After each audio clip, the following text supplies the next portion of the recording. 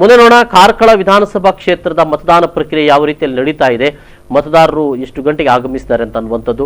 ಇದೀಗ ನಾವು ನೋಡ್ತಾ ಇರುವಂಥದ್ದು ಕಾಂಗ್ರೆಸ್ ಪಕ್ಷದ ಅಭ್ಯರ್ಥಿ ಗೋಪಾಲ್ ಭಂಡಾರಿ ಅವರು ಕಾರ್ಕಳದ ಮತಗಟ್ಟೆಯಲ್ಲಿ ತನ್ನ ಮತದಾನವನ್ನ ಅವರು ಮಾಡಿದ್ದಾರೆ ಅಂತ ಅನ್ನುವಂಥ ಇಲ್ಲಿ ನಾವು ನೋಡ್ತಾ ಇದ್ದೇವೆ.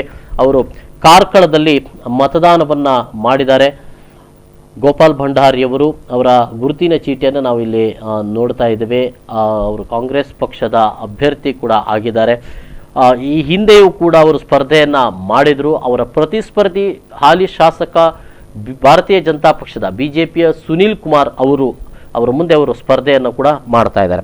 ಸುನೀಲ್ ಕುಮಾರ್ ಅವರು ಕೂಡ ತಮ್ಮ ಮತವನ್ನು ಕಾರ್ಕಳದಲ್ಲಿ ಹೊಂದಿದ್ದಾರೆ. ಅವರು ಕೂಡ ಮತದಾನದಲ್ಲಿ ಪಾಲ್ಗೊಳ್ತಾ ಇದ್ದಾರೆ. ಈಗಾಗಲೇ ನಮಗೆ ಬಂದಿರುವ ಈ ಒಂದು ದೃಶ್ಯದಲ್ಲಿ ಕಾಂಗ್ರೆಸ್ ಪಕ್ಷದ ಅಭ್ಯರ್ಥಿ ಗೋಪಾಲ್ ಭಂಡಾರಿ ಅವರು ಕಾರ್ಕಳದ ಮತಗಟ್ಟೆಯೊಂದರಲ್ಲಿ ಮತದಾನ ಮಾಡ್ತಾ ಇರುವಂತ ಒಂದು ದೃಶ್ಯಗಳನ್ನು ನಾವು ಇಲ್ಲಿ ನೋಡ್ತಾ ಇದ್ದೇವೆ. ನೇರ ಸಂಪರ್ಕದಲ್ಲಿದ್ದಾರೆ, ಕಾರ್ಕಳದ ಮಾಹಿತಿಯನ್ನ ಪಡೆದುಕೊಳ್ಳೋಣ. ಹಲೋ, ನಮಸ್ಕಾರ. ಹೇಗಿದೆ ಕಾರ್ಕಳದಲ್ಲಿ ಚುನಾವಣಾ ವಾತಾವರಣ, ಹಬ್ಬವಾದ ವಾತಾವರಣ? ಎಲ್ಲ ಬೂತ್ಗಳಲ್ಲಿ ಬಿರುಸಿನ ಮತದಾನ ನಡೀತಾ ಉಂಟು. ಬರೀ ಉತ್ಸಾಹದಿಂದ ಮತದಾನ ಮಾಡ್ತಿದ್ದಾರೆ. ನಿನ್ನೆ ಸ್ವಲ್ಪ ರಾತ್ರಿ ಮಳೆ ಗುಡುಗು ಮಿಂಚಿತ್ತು, ಆದ್ರೂ ಕೂಡ ಇವತ್ತೇನು ವಾತಾವರಣ ತಿಳಿಯಾಗುಂಟು. ಮತ್ತು ಕಾರ್ಕಳ ತಾಲೂಕಿನಲ್ಲಿ 20 ಕಡೆ ಮಿಷನ್ ಮತಯಂತ್ರ ಕೈ ಕೊಟ್ಟಿದೆ. ಆದ್ರೆ ಎರಡು ಕಡೆ ಸರಿ, ಇನ್ನು ಬೇರೆ ಕಡೆ ಸರಿಯಾಗಿರ್ಬೇಕು. ಈಗ ಬೆಳಿಗ್ಗೆನೆ 20 ಕಡೆ ಮತಯಂತ್ರಗಳು ಕೈ ಕೊಟ್ಟಿದೆ. ಮತ್ತೆ ಕೆಲವು ಬೂತುಗಳಲ್ಲಿ ಮತಯಂತ್ರ ಕಾಣ್ತಿರ್ಲಿಲ್ಲ, ಚಿಹ್ನೆಗಳು ಹೆಸರುಗಳು ಕಾಣ್ತಿರ್ಲಿಲ್ಲ. ಅಲ್ಲಿ ಸ್ವಲ್ಪ ಸ್ವಲ್ಪ ಗಲಾಟೆ ಮಾಡಿದಾಗ ಮತ್ತೆ ಅಲ್ಲಿ ವಿದ್ಯುತ್ತಿನ ಲೈಟಿನ ವ್ಯವಸ್ಥೆ ಮಾಡಿದ್ರು. ಎಲ್ಲೆಲ್ಲಿ ಅಂತ ಹೇಳ್ಬೋದಾ ಖಲೀಲ್ ಅವರೇ? ಬಂಗ್ಲೆಗುಡ್ಡೆಯಲ್ಲಿ 2 ಬೂತ್ಗಳಲ್ಲಿ ಕೂಡ, ಕಾರ್ಕಳ ಬಂಗ್ಲೆಗುಡ್ಡೆಯಲ್ಲಿ ಎರಡು ಬೂತ್ಗಳಲ್ಲಿ ಕೂಡ 2 ಮಿಷನ್ ಕೈ ಕೊಟ್ಟಿದ್ದು. ಬೇರೆ ಕೆಲವು ಕಡೆ ಕೈ ಕೊಟ್ಟಿದ್ದು. ಕಾಪೇಟ್ ಶಾಲೆಯಲ್ಲಿ 3 ಬೂತ್ಗಳಲ್ಲಿ ಕೂಡ ಮತಯಂತ್ರ ಚಿಹ್ನೆಗಳು ಕಾಣ್ತಿರ್ಲಿಲ್ಲ. ಮತ್ತೊಂದು 5 ಮಿನಿಟ್ ನಂತರ ಈ ಕೆಲವರು ಈ ಕಾರ್ಯಕರ್ತರು ಬಂದು ಇದಕ್ಕೆ ಲೈಟಿನ ವ್ಯವಸ್ಥೆಯನ್ನು ಮಾಡಿದ್ರು.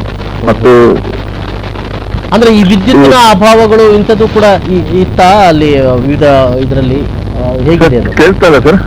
ಈ ವಿದ್ಯುತ್ತಿನ ಅಭಾವಗಳು, ವಿದ್ಯುತ್ ಕೊರತೆ ಇದು ಕೂಡ ಕಾರಣ ಆಗಿತ್ತಾ ಅಂತ?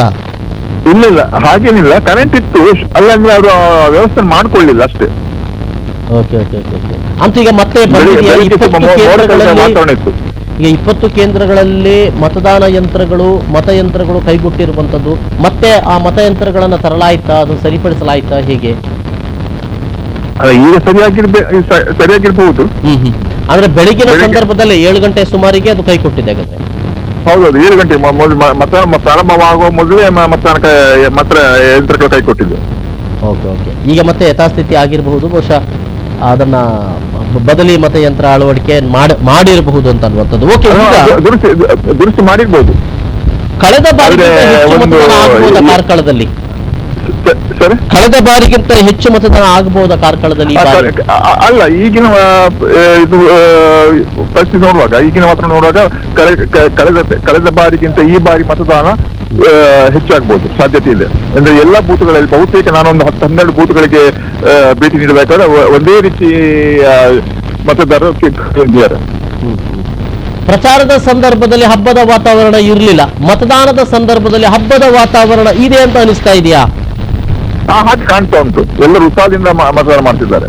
ಮದುವೆ ಮಂಟಪ ತರ ಎಲ್ಲ ಶೃಂಗಾರ ಮಾಡಿದಾರ ಮತದಾನ ಕೇಂದ್ರಗಳನ್ನು? ಹೇಗೆ? ಇಲ್ಲ, ಹಾಗೇನು ಅಲಂಕಾರ ಮಾಡಲಿಲ್ಲ. ಓಕೆ. ಅಂದ್ರೆ ಕೆಲವಡಿಗಳಲ್ಲಿ ಪಿಂಕ್ ಮತದಾನ ಕೇಂದ್ರಗಳು, ಮಾದರಿ ಮತದಾನ ಕೇಂದ್ರಗಳು ಅಂತ ಹೇಳಿ ಶೃಂಗಾರ ಮಾಡಲಾಗಿದೆ. ಕೇಳ್ತಾ ಇಲ್ಲ. ಪಿಂಕ್ ಮತದಾನ ಕೇಂದ್ರಗಳು, ಮಹಿಳಾ ಸ್ನೇಹಿ ಮತದಾನ ಕೇಂದ್ರಗಳು 2 ಕಾರ್ಕಳದಲ್ಲಿ 2 ಕಡೆ ಇದೆ. ಕರುವಾಜಿಯಲ್ಲಿ ಎಲ್ಲ ಮತದಾರರು ಮಹಿಳೆಯರಾಗಿದ್ದಾರೆ. ಅಲ್ಲಿ ಸಿಬ್ಬಂದಿ ಕೂಡ ಮಹಿಳೆಯರಾಗಿದ್ದಾರೆ. ಓಕೆ, ಥ್ಯಾಂಕ್ ಯು ಖಲೀಲ್ ಅವರು, ಧನ್ಯವಾದಗಳು.